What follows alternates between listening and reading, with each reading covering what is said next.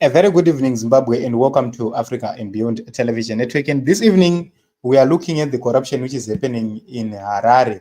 The city of Harare, the kind of corruption which is happening there is something else. So we need to get straight to some of the facts which are happening, and so that we get to understand what is really transpiring there and what is really happening. So we are going to have two videos which we are going to review right here. Yeah, there are areas where accountability has lacked. One of the major areas that I would point out is the absence of an ERP, that is an enterprise resource package, and the chasing away of the enterprise resource package or ERP that was operating at that time, which was chased away in 2019 at the recommendation of management. And from that period, the City Council has not been able to produce audited accounts. Yes, I will agree that there is serious financial mismanagement by certain individuals in the city, of which I am the mayor. We have not been able to then provide more street lights to pay for the electricity that goes into those street lights because the street light levy was taken. In the current budget, we are trying to reintroduce the street light levy as a levy on the Harare residents. And should the ministry agree with us, then we will be able to do the street light. So this is the first part of whatever which was happening. And if you look at it, point number one is that he noted that there is no ERP system, which means they cannot conclusively audit. They cannot conclusively know what the city received and how it spent it. And that is something which is very, very important. But on top of everything is this video. You have just raised the purchase of fortuners, now of executives from monies remitted from city parking, as you were saying. Am I correct? Yes. When did this incident occur? Well, towards the end of towards 2023, August, towards the election, City Parking used to enforce on one bylaw, which is the parking bylaw. Then we made a resolution for them to enforce another bylaw, to give them two. We have about 16 traffic bylaws. So we gave them the second bylaw. Now this bylaw related on parking, how you park, proper parking. Now the sharing of the revenue was that they collect the revenue, we get, it changed 50% of that, and 50% stays with city parking for the admin, 50% comes to the city council. Now because it was the first year that they were implementing that bylaw, it raised $2 million US. And the $1 million US, I'm not counting the ZIG. The $1 million US was then remitted to the city council. Now, when the $1 million US was remitted to city council, we were going into elections. So the council then dissolved. When we came back to then say, okay, what happened to that $1 million US, because we had earmarked it for doing the parking lots and all that. We were then told that it was used. What it was used for, how it was used, and then we then learned that purchases of vehicles for the executives had been done in the time while least we had been electioneering and coming back. So your evidence is that when you were out campaigning, $1 million was used to buy Fortuners and other vehicles or any other vehicles for executives. Now this raises the question that residents would like to get answers on. Surely these executives have defined packages and perks that go with their respective jobs. Yes. Now, how is it that they were able, if we were to go by your evidence, to purchase vehicles willy-nilly like that? if they have defined packages that show what they should have, when they should have it, if it is a car, what type of car is bought, when is that car bought, and that actually is controlled by regulations given by the ministry, is it not? Yes, it is. Now, how were they able to do that? Well, what they are able to do when it comes to their executive packages, they will then say, I'm entitled to the vehicle. The question is sometimes it's about priorities, because they will be having the terms. Well, let me get you straight there. When you say they will then say, it appears to me that the decision is theirs rather than written documents that indicate their packages. When they say I am entitled to a motor vehicle, surely an entity like the City Council cannot then just grant that vehicle if that is not part of their packages. Do you understand what I'm saying? Yes, we will not. So can you explain there, how can they say I am entitled to a motor vehicle? What they do is that they have terms of conditions of employment. And those terms are governed by the contract that they would have entered with council, directives issued from the ministry from time to time, among other laws. And then that would then say if you are a particular grade, you ought to get this particular type of vehicle. So what then happens is, in a situation such as ours, where the resources are scarce, sometimes it's a question of priorities and also a question of whether they've obtained the requisite permission, and where who has permitted them to do what they have done. All right, no, let me get this straight. Do their terms of their condition of service allow them certain vehicles? Their conditions of services, yes, the town clerk, the directors and certain managers are allowed. After how long? Certain types of, they then change after, the normal period is after 5 years. But at the time during the elections, which is 2023, were they due to get those vehicles?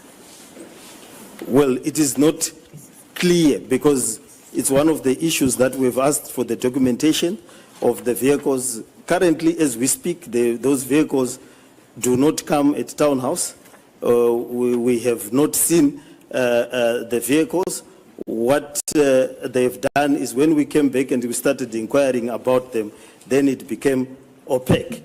And it is the same with the executive salary role.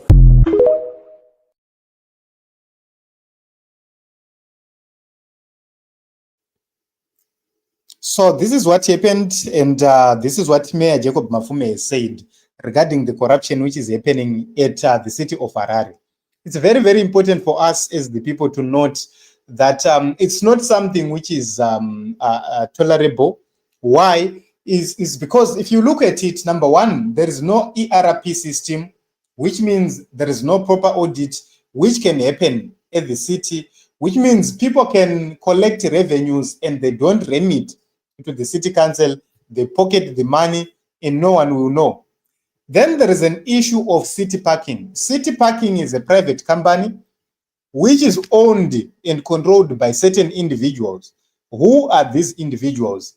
That is something which is very, very important and which needs to be audited, because remember, 2 million was collected, 1 million goes to city parking, 1 million goes to the city council, which means half with the criminals, half with the crooks. The same is happening on ticketing. Maridze said the collect for the parking. That is the same modus operandi. Then we need to look at what are the operational costs of collecting revenues mu city center, because what I understand is akuna chinhu chinoitika pakupa motikari matickets chiri complex. Those things can be done by the city council. There can be a department within the city council, every employee within the database of the city council, then using the same management, the city council EOO, to run those people, which means the city parking itself is not necessary, which means we can start by saying we could have saved millions by simply disbanding city parking itself. Who are the people behind city parking? And there is a need for an explanation. Then we move from there. You look at these people, executives are getting cars in 5 years. Each and every 5 years, they'll get brand new cars. And only in Zimbabwe is where we have that kind of depreciation happening. Where in every 5 years, motikari yakutonzi haisina chayaita. This is somebody who is driving from Kwadzana or from Borodale to the city center on daily basis. How many kilometers do we have? So how many kilometers do they drive on daily basis such that the car depreciates just like that? Because my understanding is a car can be driven up to 600,000 kilometers without having a problem. Which means these cars should have a longer lifespan. Then another issue is it must be an issue of an official vehicle. They must be entitled to official vehicles which do not become theirs at the end of 5 years.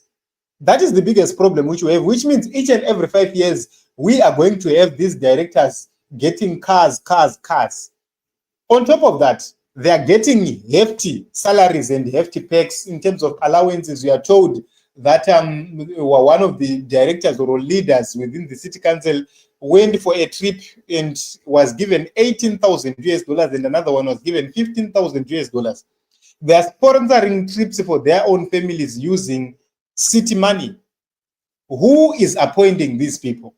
Then we go on to the issue of salaries, where somebody is pocketing 15,000, somebody is pocketing 27,000, somebody is pocketing 30,000. We are talking about US dollars. Yet the lowest or the ordinary worker at the city council is getting something like 200 US, 150 to 200 US. Look at the gap.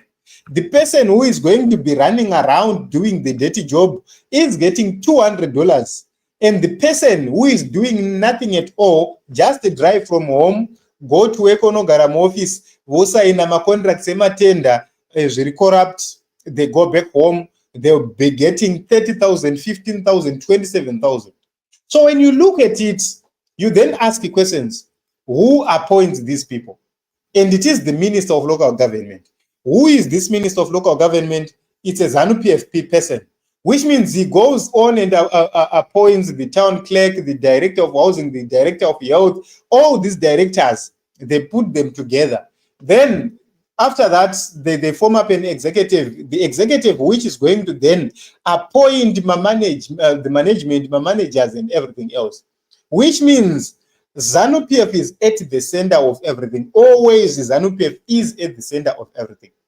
They removed the executive mayors, which means Jacob Mafume can simply run away from whatever which is happening. For example, if you look into this video, Jacob Mafume is actually distancing himself. He is saying they, which means he is totally out of control in terms of what happens. And this then makes us question, why do we still need these mayoral positions whatsoever if we cannot influence decisions? If we can't make decisions, why do we need these positions? Why can't we let this city live without a mayor if you cannot make decisions? So that is something which is very, very important. You cannot be a ceremonial mayor. You cannot be there just for fun. But they take these roles because they come with benefit as well.